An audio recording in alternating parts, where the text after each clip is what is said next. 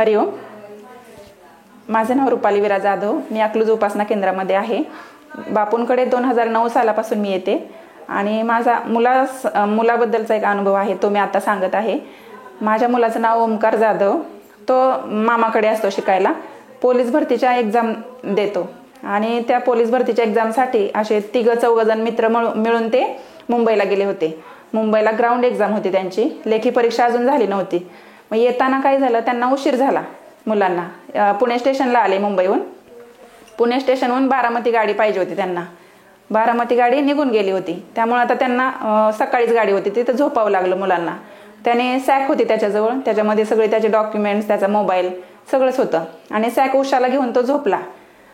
झोप लागली ती सॅक त्याची चोरीला गेली.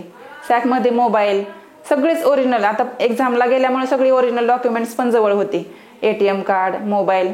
तर त्या आपण बघतो की चोरणारा व्यक्ती जो काही मोबाईल चोरतो हे, तर त्यातलं सिम कार्ड काढून शक्यतो टाकून तरी देतात किंवा मोडून तोडून तरी टाकतात.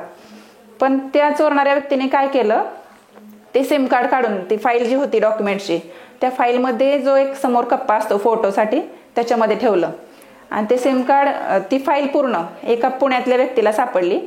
त्यांचा 15 दिवसानंतर मला फोन आला. मी एकदम दचकले की म्हणून म्हटलं आमचं ना, ते म्हटले की असे डॉक्युमेंट्स सापडलेत.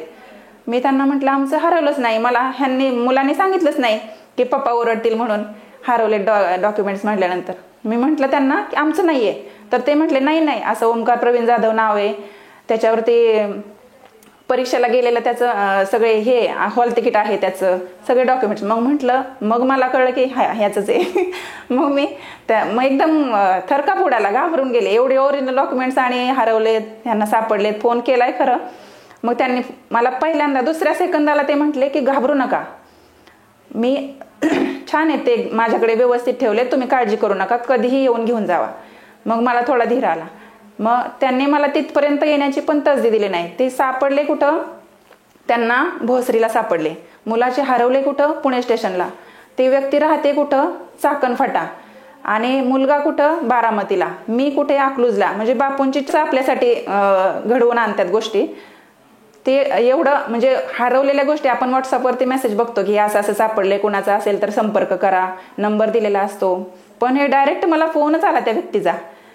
ते कार्ड त्यांनी हरवलेलं जे सिम कार्ड होतं त्या सापडलेलं, त्यांनी स्वतःच्या मोबाईलमध्ये टाकून मला फोन लावला होता. ते कॉन्टॅक्ट लिस्ट बघून आई म्हणून कॉन्टॅक्ट झालं. हरिओम श्रीराम अंबाजने.